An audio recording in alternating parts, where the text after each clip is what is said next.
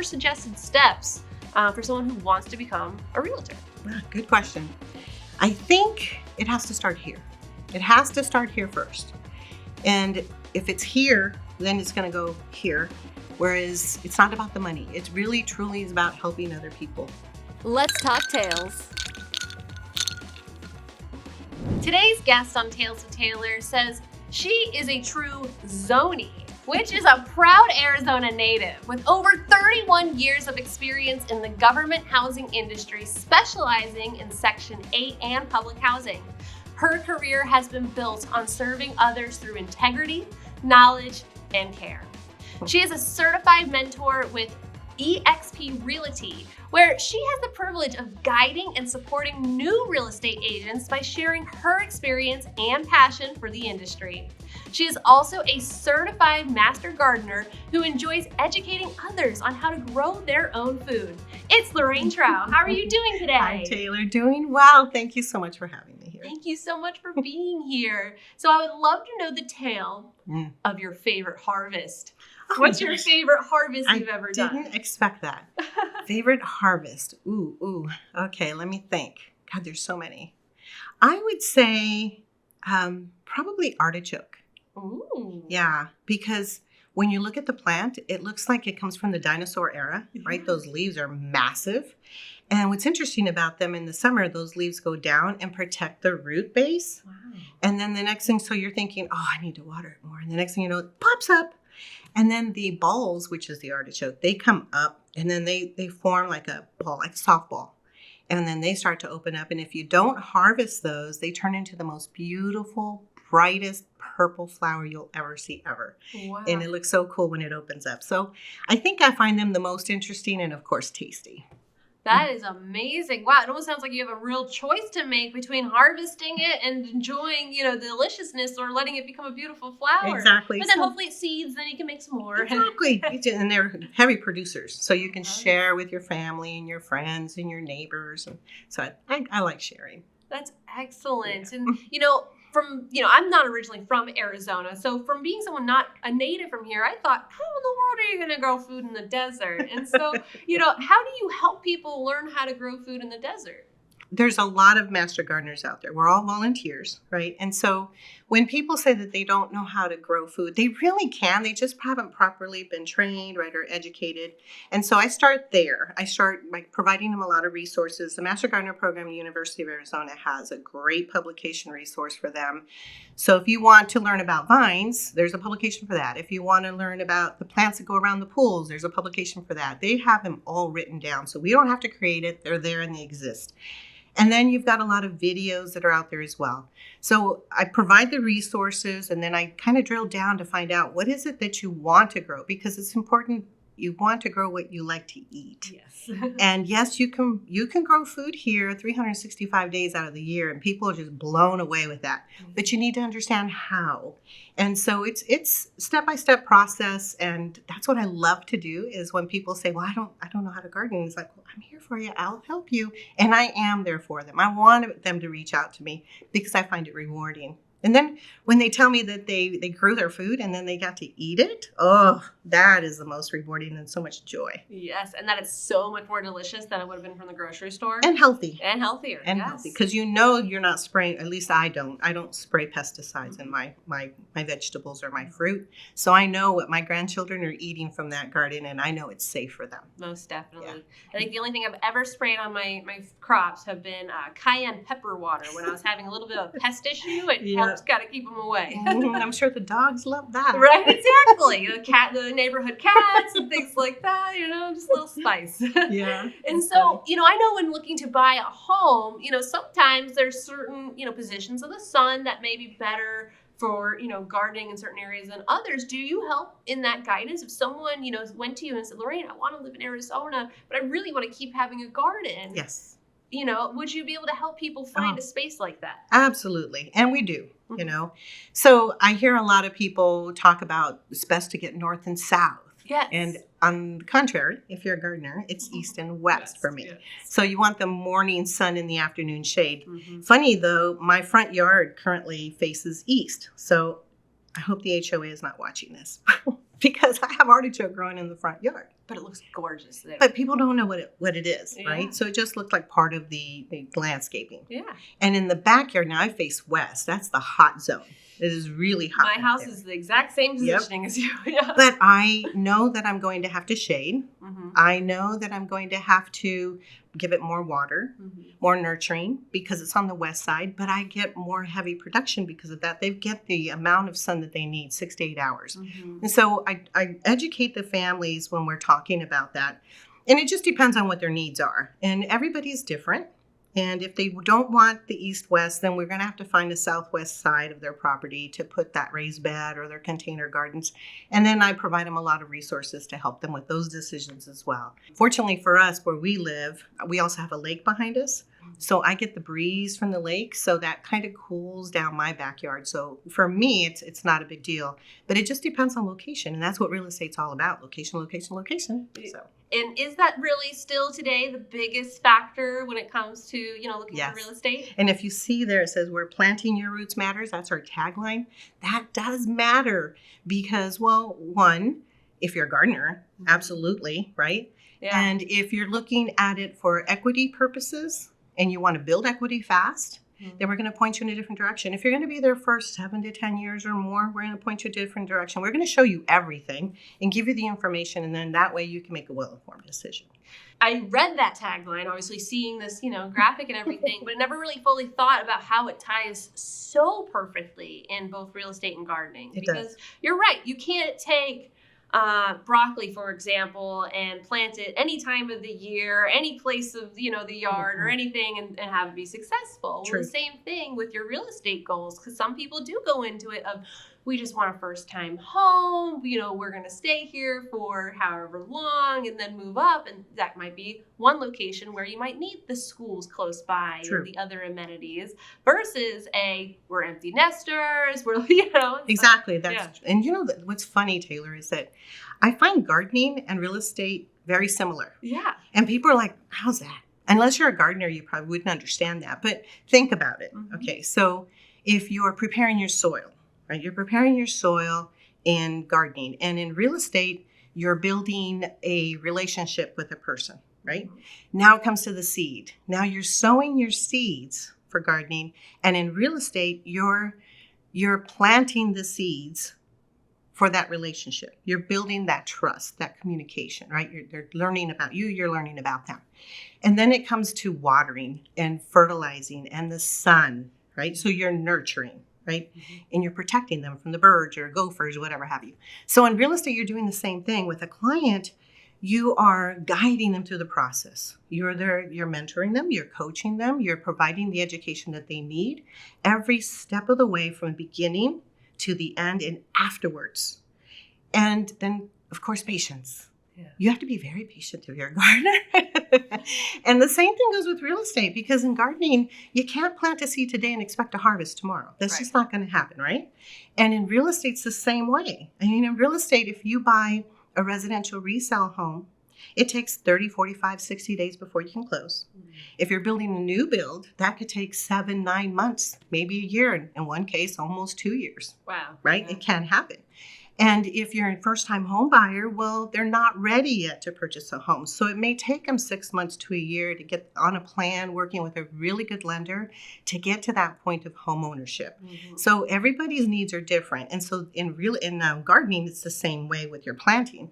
And then comes the harvest, my favorite part. Yes. Right? Because all that work, all that time, all that love and energy that you put into gardening, you finally get to reap the rewards. Well, real estate's the same way. You helped that family, that person, with their next or their new home, whatever have you.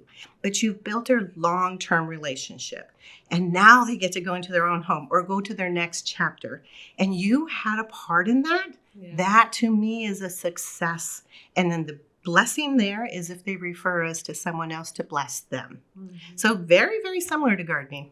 You're a gardener, so you understand that concept. Yes. No, I definitely understand that and follow very, very closely with that. It makes perfect sense. And it just makes me, I'm painting this picture in my mind. I'm seeing almost, were you like a young Lorraine just trying to sell, you should try this classroom seat because it's next to a window? Or, were you selling real estate in school? Or what was the tale that told you, I should get into real estate?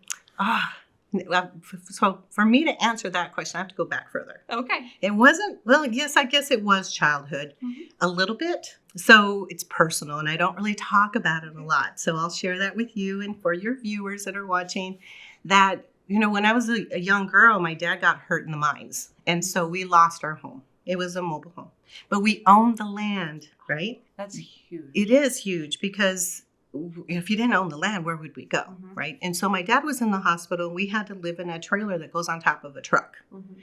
And we lived there for a little bit, but the community came together. The community came and built 4 walls for us. And then eventually the roof, and then we were able to go in there. So housing has always been deep-seated in my heart, right? Always will be. And then when I started working in government housing, so as you said, I've worked in over 31 years in government housing. So Section 8 public housing, housing choice vouchers, what Section 8 is called. I got to help low-income families, the working poor, the elderly, the disabled, and the homeless. I had purpose. I woke up every morning knowing that I was going to make a difference in someone's life. And then my team was fabulous. They were the same way. We all had a mission. Together, we were going to do this together successfully. So after 31 years of doing that and waking up in the morning and then going to sleep at night knowing, wow, can't wait for the next morning. That's pretty special. So I made the decision to retire. Okay, well, retirement's like, wow, I get to sleep in. I have no work schedule. I don't have to answer the work calls, right? I get to read as many books as I want. Here's what I was thinking, right? But after working 31 years in a position like that, where you were helping people, that was my identity. That's who I was. Now what? What am I going to do with my life? And I thought, well, I've always loved gardening. My mom showed me gardening. And I thought, well, I'm going to take the U of A Master Gardening Program. So I did the 16-week program and worked with all these other volunteers to learn with wonderful people. And we had doctorate level instructors. I learned so much and I loved it. That was so much fun. And then going into the community and helping out, I volunteered at Agritopia, got to meet those people in the community. But again, it wasn't enough for me. I had this void in my heart. I didn't feel like, I'm put on this earth for a reason. And yes, I love helping gardeners. I still do to this day. I still volunteer. It's very important to me. It's my passion. But I needed to have that fulfilling joy in my heart. What else can I do? So Tony, my husband, who's also my partner in real estate, we own a business together. He said, what about real estate? He's like, right. I thought, how does real estate relate to what I was doing in government housing? How in the heck does it correlate? I don't understand it. I don't see it. But I agreed to it, right? We went to classes together. We had breakfast every morning before class, and we finished it. We got licensed and everything. And I gave it my best. And I thought, well, I'm going to try. It's just not, I didn't feel like it was going to be the same. Boy, was I wrong, Taylor. Whoa, I was so wrong. I felt it again. I felt that, I don't know how to explain that feeling. It's like the fire in me was just lit again. I got to help people find a home. And, finding a home is not just the house, right? It's more about stability, right? Because if they're stable, they get to build relationships with their neighbors, their community. And remember my beginning of the story. What did I have that helped my family? That community came together to help build those 4 walls and a roof for us to live in. And that's what you get with homeownership. That's what brings it to the table. That's the full picture. And I found it again for the second time in my life, something so passionate, something that just gives me purpose. And again, a true blessing. So that's why I got into real estate, because of Tony. Thank you, baby. So that, we've been doing it ever since. And I love it. Absolutely love helping people. Well, yeah, getting that house is magical. It's scary because it's one of the biggest investments that most of us do. But you're right, that security. I know during 2020 lockdown with COVID, I kept being just grateful to have a house. I'm hearing about friends where rates are going up with rents and all these things that are beyond your control. That I was just like, wow, I'm happy I know what my mortgage is and it's not going to change. You know? So true. So yeah, it's so powerful to help people. And I know, like, I still have a lot of friends, you know, I'm a millennial. And so some of the people I'm shocked at how long it takes for people to actually want to buy a house. I think because everyone always just feels, oh, it's just so expensive. It's so expensive. Would you say there's almost never a perfect season for just a buyer season or just a seller season? I would agree with that. Yeah. It's a personal feeling, right? I think you already know from your previous guest that it's about 40, 41 is the average age for a first-time home buyer, which shocks me. Shocks me, yeah. But if you think about it, I mean, they want to be safe. And right now there's not a real trust in what's going on with the world, with the war and the gas prices and everything, economy. So I don't blame them, you know, and I think a really good realtor that comes into the picture and can educate them. Remember that nurturing I talked about in gardening? That's when you come in and that's where you see the difference. You just help them through that process because it is scary and it is a huge investment. We're talking a lot of money here. And they feel lost. They feel like they don't have the answers to questions or they don't even know what to ask. And so Tony and I sit down with them. We do a buyer consultation. We kind of just find out what their dreams are. What are their hopes? What do they want to accomplish? And how do we get them there? It's that conduit, right? The mortgage lender, us coming together to help that dream come true for them. And sometimes it doesn't work out for everybody. And that's okay. That's okay. Maybe it will come later. But at least they have the information and they have a go-to person now to ask these questions. So when that time comes, that time for them comes, they're ready to make that step.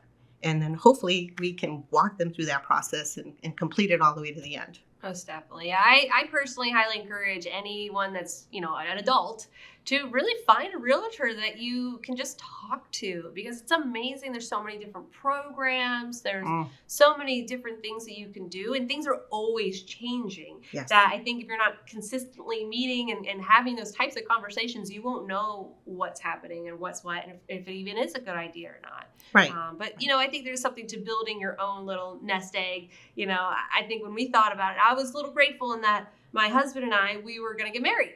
And so we had our wedding budget and we went to a bunch of wedding venues and we're like, wait a second, why would we spend that much money on a venue when we can keep the venue? So gratefully, that's what kind of catapulted us into just purchasing a home is to have a venue for our wedding. Yes. And you know what? And something happens with your life. Hopefully nothing never does.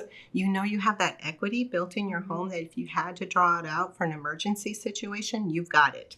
Whereas if you were renting, you would never have that.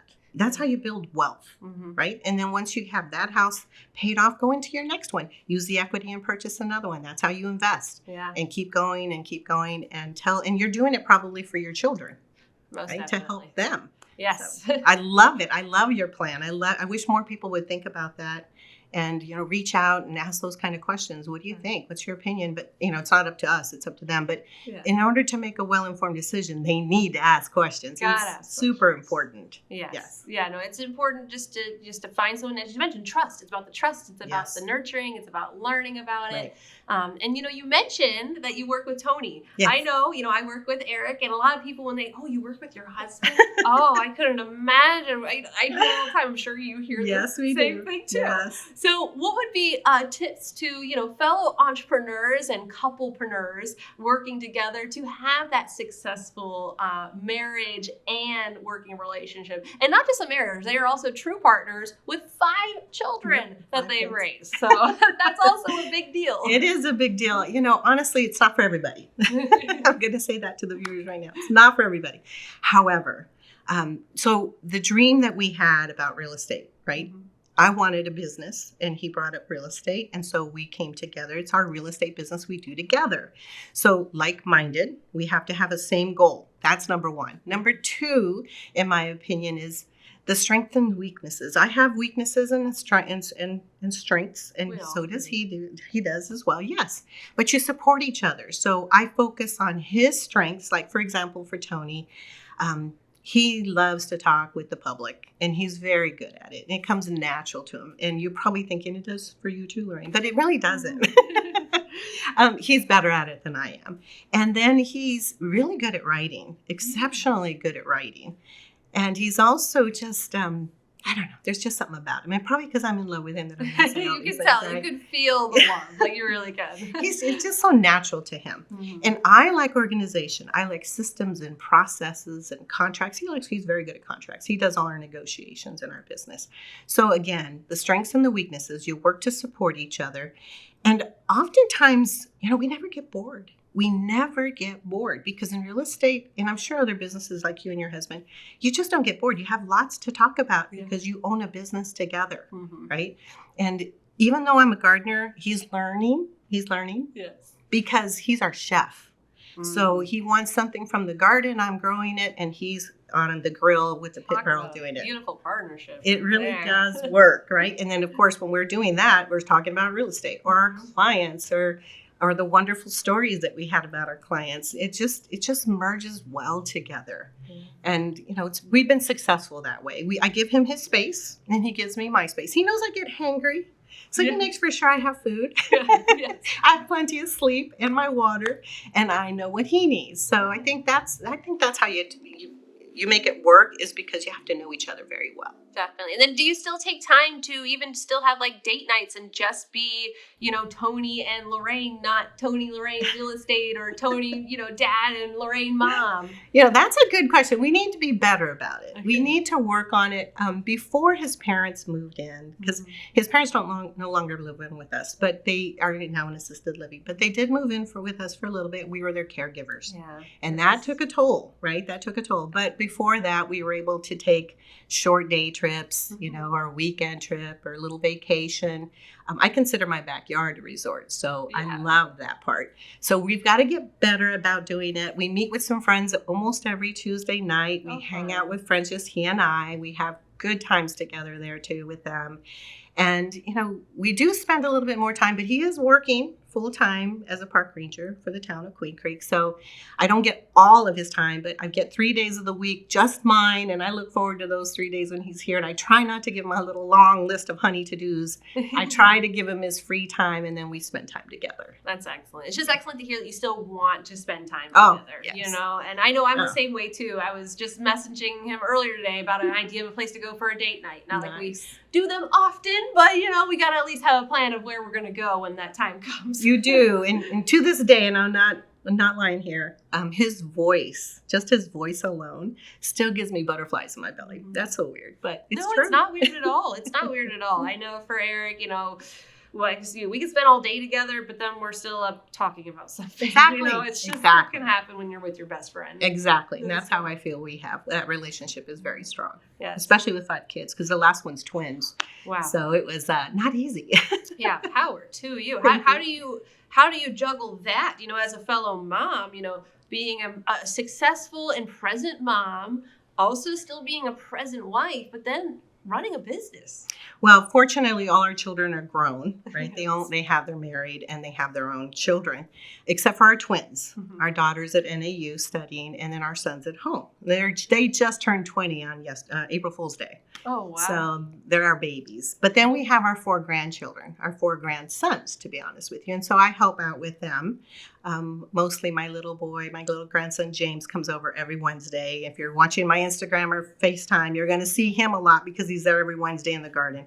All 4 little ones know about the garden. That's awesome. So they're out there with me doing something every week when I see them. So how we manage that? Well, we have family time. Family is important to us. So where they're going to come over for Easter, and then we go for Thanksgiving with one daughter, and we go somewhere else for Halloween. We just spend time together. They're important to us, and they know it. We love them, and they love us, and we're always going to be right there with them. In fact, our oldest daughter is like 2 streets down from our house. Lovely. So we're all very close. It's manageable. You just have to make time for them and make time for your husband. It reminds me of the book Essentialism, where it's just about focusing on what's truly essential in life. Exactly. And prioritizing. And it makes decisions easy. Exactly. I know for myself, there are so many fun events throughout the valley, happy hour this, night event there.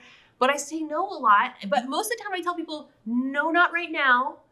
Tell me in a few more years. Because right now, the 5 o'clock to 6, that's dinner time. Right. And I'm the one who does the cooking. And I want to be there. That's essential to my life right now, is making sure that, there's something on everyone's plate that they're going to enjoy. We can all be together and hopefully have a semi non-chaotic time together. And that's how I feel about Wednesdays. I try not to take calls. I try to be present for my grandson and make that memorable for him.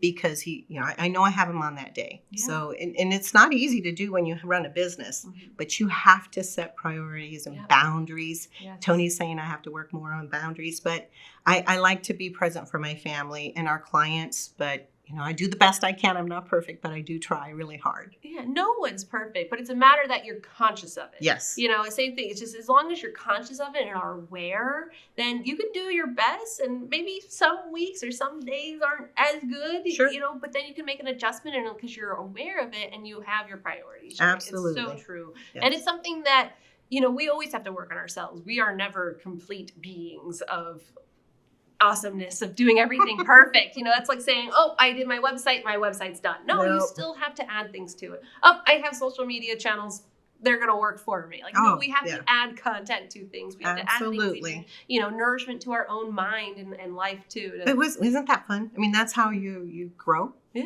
Right?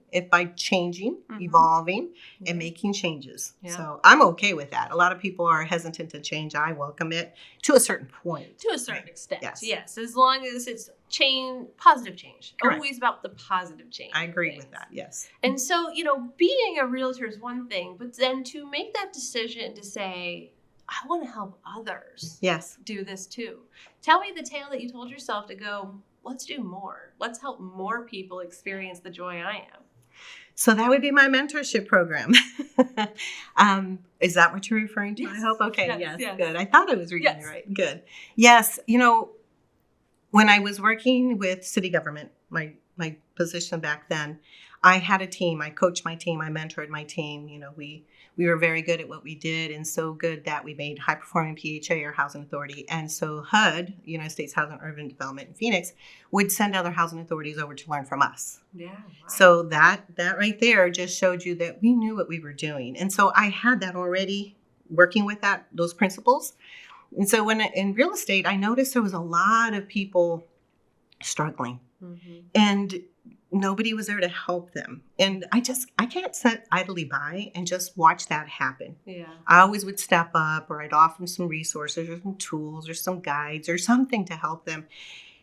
And then after a period of time, my husband, Tony, he's like, maybe you should consider being a mentor. I was like, no, I'm not ready yet. I still need to have more transactions under my belt. I got to make sure I know each and every single one.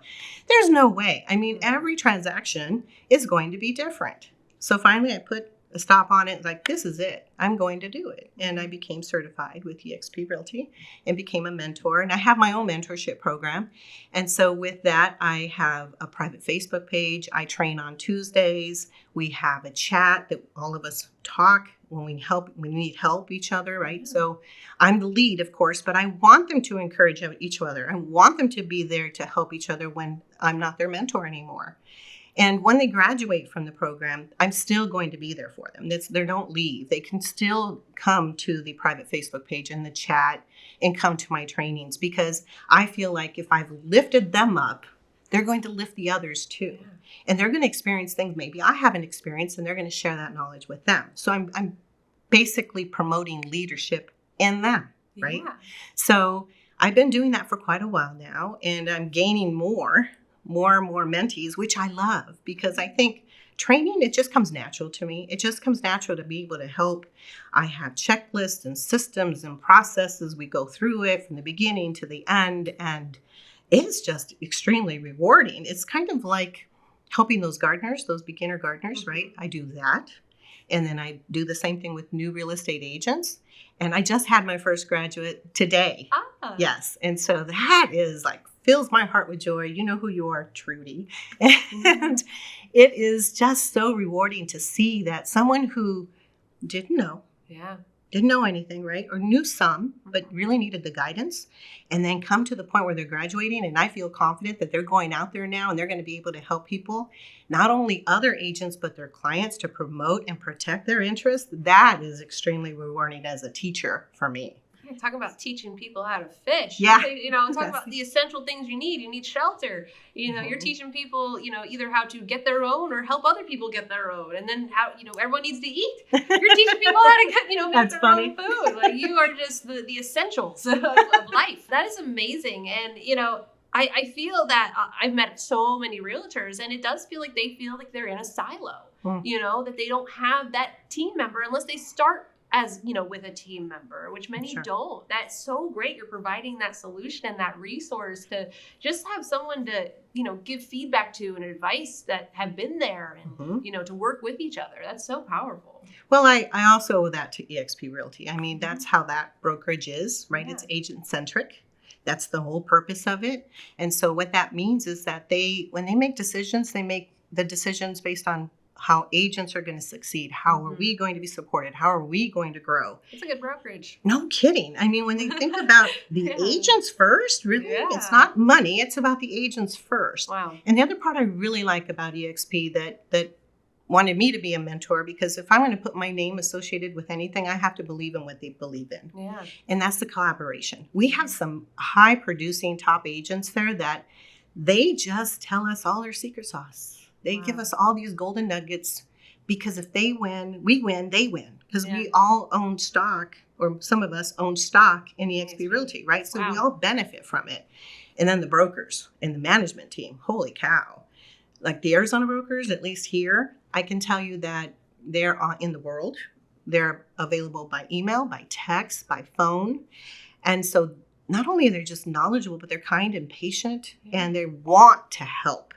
And you're probably thinking, well, wait a minute, you've never worked with another brokerage except eXp. That is true. However, Sounds like you didn't need to. no, I didn't need to. But because I know some people have gone other places and then have stopped at eXp. That is true. Also speaks. That is true. But I hear other agents talk, or they're communicating with me, or I see their body language, right? And I've heard one say that they haven't even met the broker or haven't even talked to a broker in 3 years, or there's no training available. Yeah. And I'm thinking, wow, guys, I mean, why are you there, right? Or their body language, they feel like they're solo agents, they're all alone, they have nowhere to go. That's not true. I mean, you do have to plug in order to get out, right? Everybody needs to do that. But eXp is really there. And then for me to be a mentor, to even help them recognize what those tools are or what they're offering to the agents, sometimes you just don't know, because it can be overwhelming. There's a lot that eXp offers. Yeah. And so people don't know about it. And so I try to kind of put my finger on the pulse and try to figure out what else are they doing for us. And then I share that with my mentees so they know how to do that. And it's been successful so far. I think they're all happy, I hope. Yes. And so someone's watching this and they're like, oh, I love looking at houses. I love, just the idea of helping someone find a home. I want to become a realtor too. What would be, other than the licenses and, Sure. obvious things of that sort, what would be your first suggested steps for someone who wants to become a realtor? Good question. I think it has to start here. It has to start here first. And if it's here, then it's going to go here. Whereas it's not about the money. It really, truly is about helping other people. And if that's your motivation, then definitely start asking questions. And don't just ask questions of one, ask questions of many to find out which one is the best for you. And then you also have to know that you need to save about 6 months worth of income. Right? Because you have to pay those bills while you're learning, because it's a process. And if you're learning how to navigate in real estate, you still got bills coming in. You still got to make those payments. So I encourage everyone to have at least 6 months minimum of income set aside to pay those bills. So that way you're not stressed out, right? And you're actually open-minded about learning how to do it right and do it well. Yeah. And then align yourself with a brokerage that's truly matching what your heart thinks and your mind. And then, of course, please, if you've never done real estate, connect with a mentor and learn from and interview all of them too. Make for sure that that's a good fit, because it's not always a good fit. And if you feel that's right, then move forward. And you will never look back. At least I'm going to probably do. I don't think I'll live 31 more years, but if I do, I'll probably still be in real estate. 50. Look how young you look. 50 plus at least. It's a very rewarding job, I think. Yeah. It's extremely rewarding, and I hope people seriously think about asking these questions before they get involved. And if they're speaking with us, they're going to get honest answers. And I want them to pepper me with questions because I will be honest, I will be transparent. And then that way they can make that decision on their own and see if it's the best fit. Right. Yeah. Because with real estate, you definitely, need to be comfortable with yourself and confident with yourself, I feel, because at the end of the day, it is you and your unique abilities that sells the home or helps get the home sold, because you have access to the same MLS. Yeah, that is so true. I mean, there's certain things I can't teach you, right? I can teach you about policies, procedures, and forms and things to protect your license, just like the brokers do. That's what we'll do. But I can't teach you that confidence. That's going to have to come within you, right? And with practice. Exactly. With practice and training, proper training. I had to stop there. It can happen. Yeah. But you also have to feel it here, because if you don't feel the fire when you're coming into work, that feeling like I have, that I'm going to make a difference in someone's life today, then maybe it's not for you. Right. Really, it's not. Because it has to start there, because real estate's up and down. It's not a paycheck every 2 weeks. That doesn't happen in real estate. You have to work hard. Some people say you're broke every morning. I guess that's true. I don't think of it that way. It's not my way of thinking, right? I'm thinking more of how I'm more relationships. How can I step up and help someone? We have lots of trusted vendors. You're one of them. And so I refer them out to someone I've vetted, someone I trust. That's helping people, right? And so the newbies, the new real estate agents, have to be able to understand that it's going to be time. It's going to take time to get there. But they've got to start here. And if it's here, we can help you. Excellent. So so if it feels good, then you're probably in the right place. Correct. And then it's about that patience to get to where you really want to go. Yes. And so what are some of the biggest mistakes you see early realtors do? I think they have a mindset that they're going to be wealthy, right? So they don't go in it without saving that money and paying the bills, and they're stressed out and the anxiety's high, and they can't focus on their training because they've got to make a paycheck. They've got to go get another job now. And that becomes a struggle. So that's important. The other one is, I think they think they have to, because they see TV, right? And they think they have to dress a certain way or drive a certain thing or behave a certain way. Just be authentic, be yourself, be genuine. That's what people really like. Yeah. If you're a good person and you're kind and you truly care, you're genuine about your feelings, it's not just garbage coming out of your mouth, right? You really mean what you say, that I'm going to be there beginning, end, and after.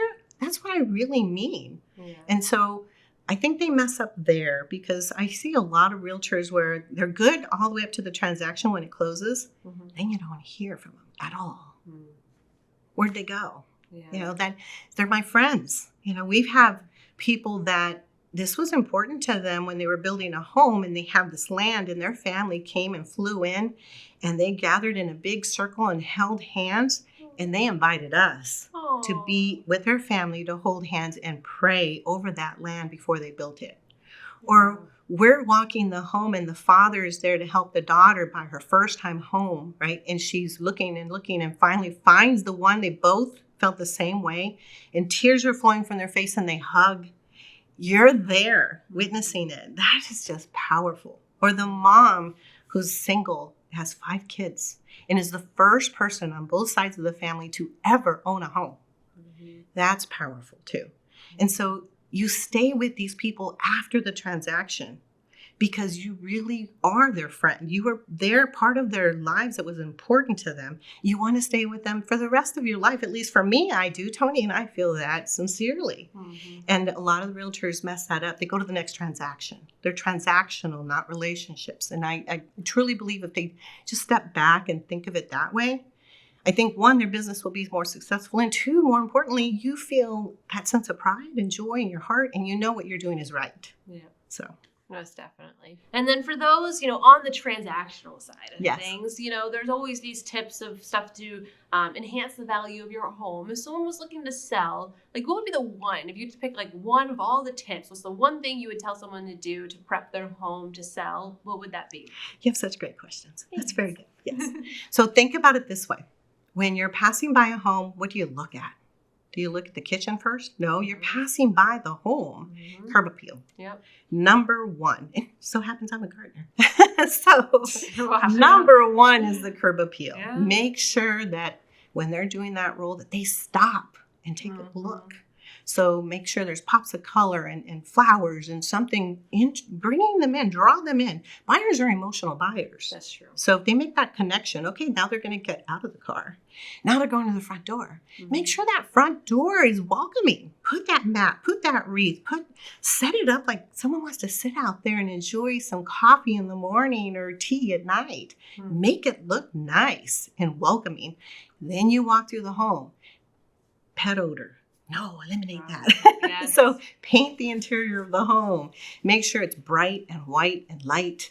And they're going to keep going further. Just little bitty steps. I mean, I can go on forever, but just to give you an idea, that would be my number one tip would be curb appeal. I love that because I hear, you should pay attention to your curb appeal, but I feel like most people are like, oh, invest in the kitchen, invest in the bathrooms. Yes. But you're right. Their emotions have already thought and felt so many things before they got to that kitchen or bathroom. Exactly. We had a listing where the buyer came through, fell in love with the home, and proposed to his girlfriend right then and there. Wow. That's pretty cool. Yeah. I mean, they're emotional buyers. They feel it. And he must have felt, this is the one where I want to marry my love of my life and grow in this home together and start a family. That's emotional. Emotions are in play here. So yes, start from the very beginning. You're so true. I'm just thinking about my personal home. This is my studio space. My personal home, when we bought it, I wanted it before I even saw the inside. See? There was a garden already in the front yard, Yep. already had the beds made. I'm like, I don't even have to make beds. Well, you and I are gardeners, so we would think that. Yeah, I was like, I don't even have to make beds. There's already some fruit trees in And there. you had the proper light. Yes, exactly. And the Right. proper light. Mhm. And I don't have the HOA to deal with anything there, so I didn't have to worry about the Yep. beds in the front and so forth. Exactly. And so, all I needed to see was the interior large enough to fit what we wanted, inside, the beds wise and so forth. But yeah, the second I saw, I just saw a picture of it. Yeah. The second I saw It's the same thing in I was pictures like, on yeah. MLS or on Yeah. Zillow or wherever they're looking. It's the same thing. They're going to scroll. But that first picture has got to capture them. It's Yeah. the same thing when they drive by. And sometimes that first picture, they'll put a kitchen because their curb appeal isn't that good. But my home that I ended up buying as my home, they had that beautiful entryway and their garden was so full. They Oh, had see. such a full garden. Perfect timing on the buyers or the It realtor was. on that side. It was. Yeah, because if they come in July, it's probably dead. Oh, right. It's super dead. Well, and just a quick side note, we have a Bermuda grass problem. They had just put a fresh layer of wood chips all on the top. You had no idea there was even a Bermuda grass. It wasn't until like a month or two later. I was like, what? That's Oh, awesome. no. Big believer in wood chips. Good. Yes. That's great. Yes. And so Awesome. I love that suggestion, though, to really focus more on the curb appeal beyond just maybe that fresh painted door, but really something that is colorful, that attracts you to turn your head and go, if it's something that when you're biking or walking your dog down the street, there are those houses in the neighborhood that you just tend to look at because Right. they are pretty and you want your home to be that when you're selling. And you want to see yourself there. Yeah. Like, do you see yourself in that cute little porch sitting down there having coffee in the morning, watching your raised beds Yeah. flourish with the pretty plants and flowers and veggies? Yeah. Mhm. You can see yourself. They're visual. So that's what I like to promote when we talk with our sellers and then also with the buyers. How do you feel when you first come up to the driveway? Yeah. How do you feel in the neighborhood, community? So those are the big things that we're looking at when we first arrive to the home. Definitely. And then for those buyers, great segue, what are some of the things that people should do when buying a home? Whether it's, to prepare for their ability to buy a home, or what are some things that they should have in their mindset when looking for a home, Yes, I think first, we have trusted vendors, of course. And so they need to find a really good lender that they relate to, they communicate well with, and we'll give them a few that they can check with and see which one fits well for them. That would be my number one step is check with the lender first, because we don't get involved with the finances.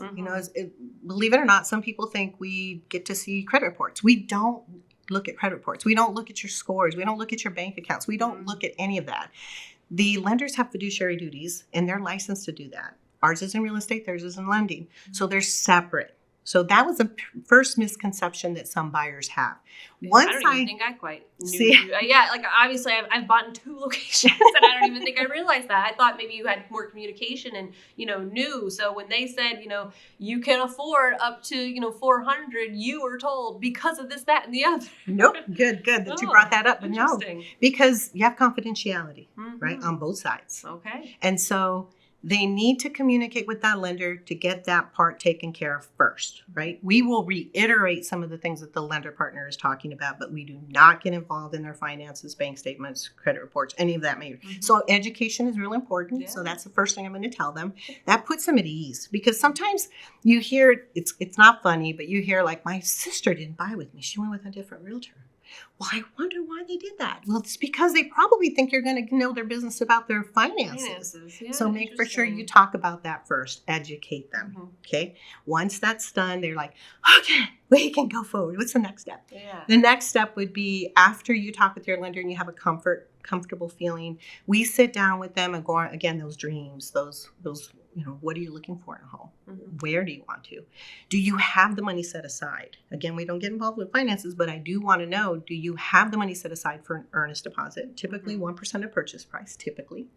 Do you have the down payment? You have that conversation with your lender. Do you have that? We talk a little bit about that. And then the inspections, because the buyer pays, right? So do you have the money set aside for those inspections? And it's not just the general inspection. It could be a plumber. It could be electrician. It could be HVAC. It could be a solar. A roofer, if you want to get a particular roofer. Yeah. You have lots of inspections. And and me as being a gardener, and if I see trees are really close to the foundation, I'm going to suggest, I don't tell you what to do.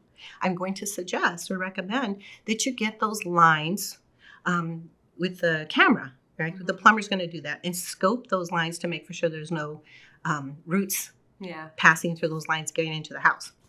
So those are the kind of inspections, and we'll talk a lot about that too. So make for sure they have the money for that.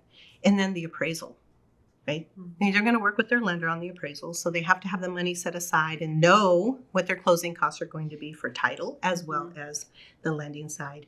Concessions is a big one. We have a lot of conversations about concessions. What does that mean? What does it pay?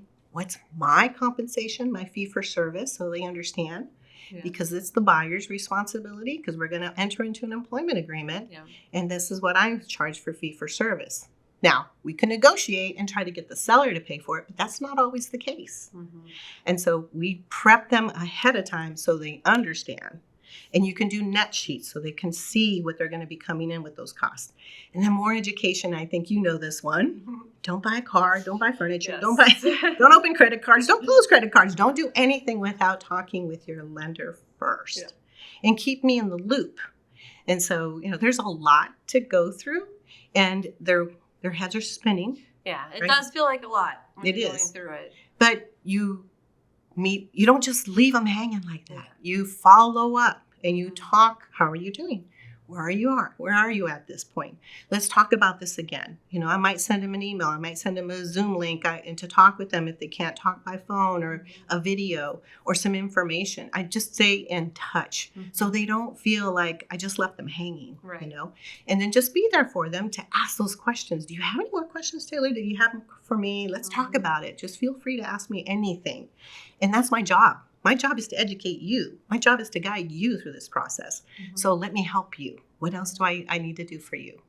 And if they feel like there's something the lender said that they didn't understand, I get involved a lot with that without crossing that line. Right? Yeah, just like the 3-way conversation, confirming this or that, or especially if there's something you're waiting on. I find that with down payment assistance programs. Okay. They get a little confused about that. Like, how does that work? The lender already explained it, but it I might change up the language, but it still means the same, right? In layman's terms that they can understand it and they got it. It's like, okay, now we can move forward. Right. There's a lot involved in it, but, I'm good at it and I love doing it. And so the families feel comfortable with us when they're, sometimes they want to talk with Tony because it might be a guy to guy or a girl to girl. Yeah. It just depends. Everyone has, their different flavors. Yeah. And that's the thing. It's about finding who you connect with the most, whom you're willing to have these conversations with, and whom you're willing to trust to make some pretty big decisions. Exactly. Unfortunately for them, there's 2 for the price of 1 with us. Right, so lovely. I love that dynamic too, because Eric and I are total opposites. If we ever go somewhere and someone starts talking super techy, I'm like, here you go. Exactly. See, I would have thought it was you. That's funny. No. But they start talking about motorcycles or barbecue. Yeah. It's Tony. Right? Right. They talk about gardening or contracts. It's me. Yeah. So it just depends. Yep, it just depends. And it's nice to have that balance and a partner of that, opposites, and opposites do attract. That's true. Yes. And it's so much more fun that way. It is. I feel like the families or the people we work with, they really get their answers to the questions because Tony may have thought of something, whereas I thought of something else. And then it's a great conversation with 3 of us. Right. The client and us. Good collaboration. Exactly. Well, Lorraine, you're so fabulous. Oh, I thank appreciate you. everything that you do and just having such a pure heart of helping people. Yes. Like I said, you're helping people with essentials of life. Everyone needs a place to call home. Everyone needs to have, bellies that are full of nutritious, good food. And so as you can hear, if you are curious into getting into real estate, if you are here in Arizona and are looking to buy a beautiful home that perhaps could be the perfect place to grow your roots and grow other roots to then eventually harvest and eat, Lorraine is here to help you. And if you're looking to sell your home, maybe, you're looking to go to a different area of town, downgrade, upgrade, whatever it may be. Real estate is something that is ever changing. That's true. And so a big reason why you need to find someone or that you can talk to, or someone's in this instance, with Lorraine and Tony. So if we were to leave our guests with just one piece of advice, it could be gardening, real estate, or just life, what would be the one thing you'd want to leave them with? I think never stop dreaming. That's probably my husband because I'm not a dreamer, but he is. And so never stop dreaming, because if you can dream it, it really can happen. And then just align yourself with people that can help you fulfill that dream. I think in whatever you do, whether it's gardening or a new career in real estate or selling, buying, or investing, it works with all of them. That's where I would leave with them. Back to that community aspect. Exactly. Find the community who's going to be there to support you. Absolutely. And, we love to support you. So we're going to make sure we have all of Lorraine's links in the show notes. And so make sure you can send us links to any of the Facebook pages or anywhere you want to, send people to. We'll have all those links on the show notes. And so you can get connected with Lorraine to learn more about gardening or real estate. So thank you again so much for coming on. Thank you so much for having me. It was so much fun. Thank you. Yes, it was so fun. Now I feel like we just need to go in the garden and start gardening. Where do you have a garden here? No. Not yet. Till next time. Thank you for watching Tales with Taylor. Please make sure you like and subscribe to the Financial Potion YouTube channel to never miss an episode.